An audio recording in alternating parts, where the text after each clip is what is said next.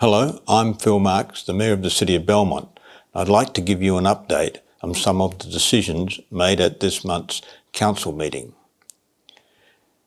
Development Area 6 is a significant redevelopment area located in the City of Belmont. It encompasses land bound by Great Eastern Highway, Coolgardie Avenue, Redcliffe Road, Fauntleroy Avenue and Tonkin Highway, as well as Perth Airport's Airport West Precinct. This area consists of two main areas, which includes the Airport West Precinct and a portion of the Redcliffe neighbourhood between Perth Airport and Great Eastern Highway. The City has prepared the draft Redcliffe Station Precinct Activity Centre Plan to guide development within the Development Area 6 precinct.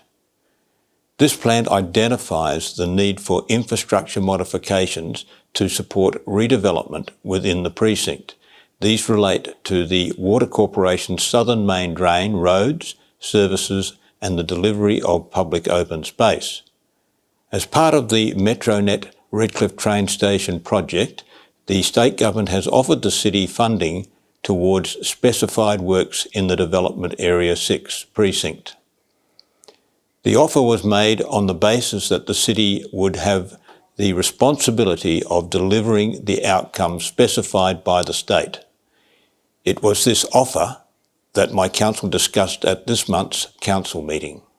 The state government has proposed to provide up to $4.38 million towards various infrastructure upgrades within the Development Area 6 precinct, with the expectation that the City progresses the planning framework and prioritises delivery of certain infrastructure items with the funding.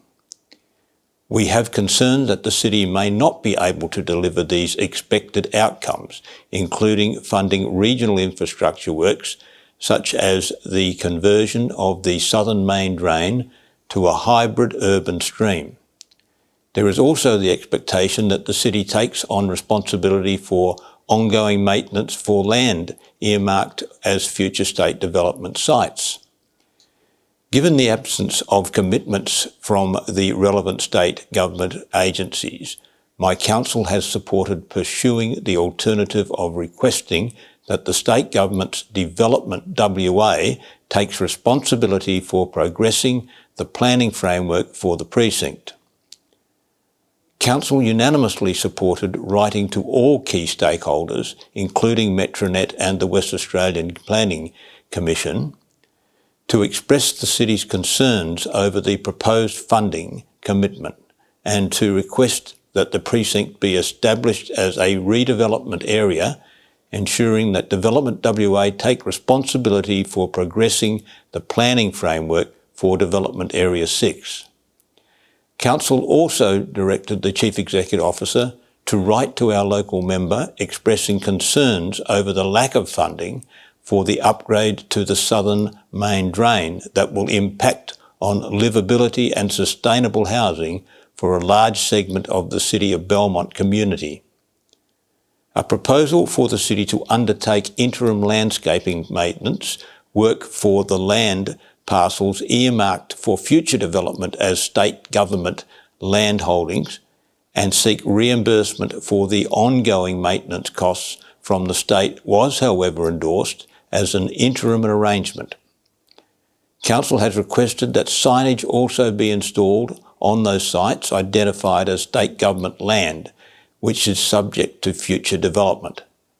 Importantly, my council supported providing all landowners in Development Area 6 with an update on the progress of this project, as we are well aware many landowners have been waiting in limbo and are unsure of what is happening in the precinct.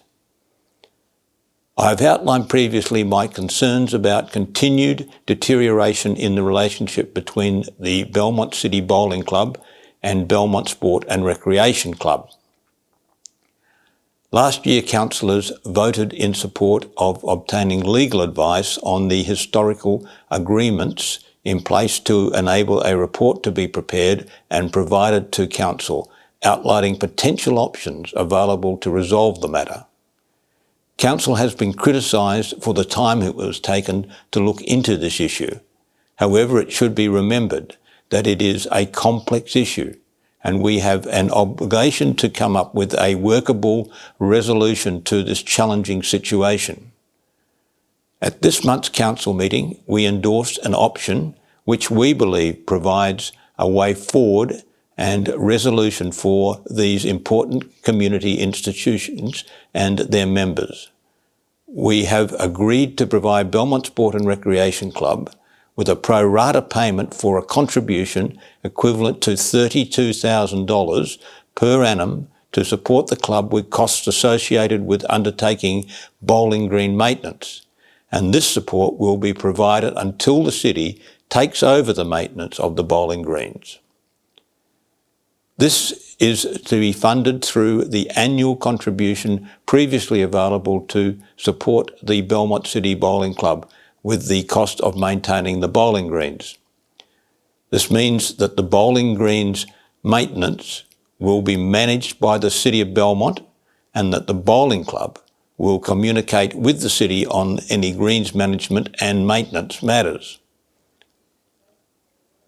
This decision by Council also acknowledges the deputations from representatives of the Belmont Sport and Recreation Club given at the Agenda Briefing Forum, where the BSRC made a commitment to the Belmont City Bowling Club to provide, wherever and whenever possible, the bowling club's preferred congregational and preparation areas.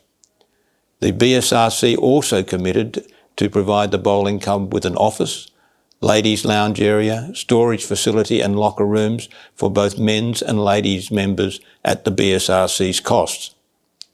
My council believes this decision is the best outcome for both clubs and will allow the bowling club to commence bowling as soon as possible.